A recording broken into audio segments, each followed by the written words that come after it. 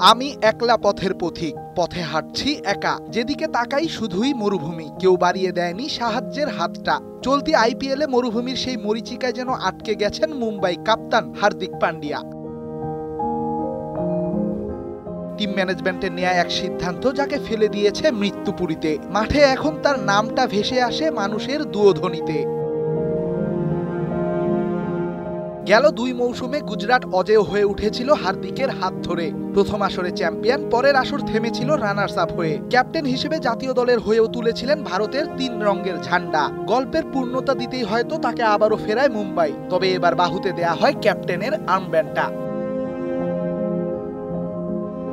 এরপরই শুরু হয় ফিসফাস। দলটির সফল ক্যাপ্টেন রোহিতের সাথে মনোমালিন্যের জেরেই নাকি হার্দিক হয়েছেন মুম্বাইয়ের কাপ্তান।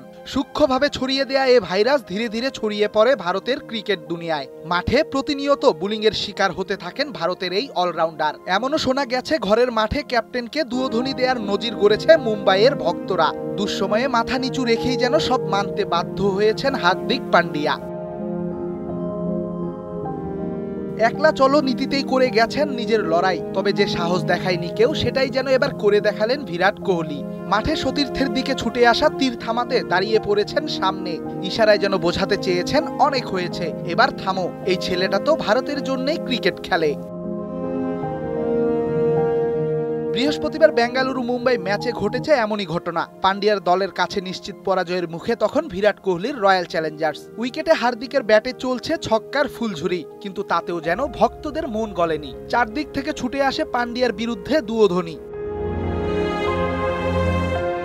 তখনই বড় ভাই কোহলি এসে দাঁড়িয়েছেন হার্দিকের পাশে, হাতের ইশারায় থামতে বলেছেন দর্শকদের। দুয়োধ্বনি বন্ধ করে পাশে থাকার আহ্বান জানিয়েছেন সবাইকে।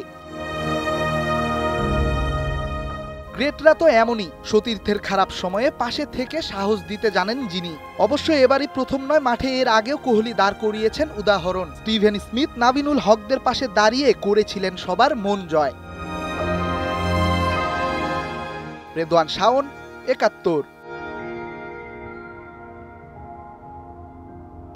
১, ২, ৩ ঢাকায় জমি জিতে নিন ১০০% ক্যাশব্যাক সহ ২০ কোটি টাকার পুরস্কার।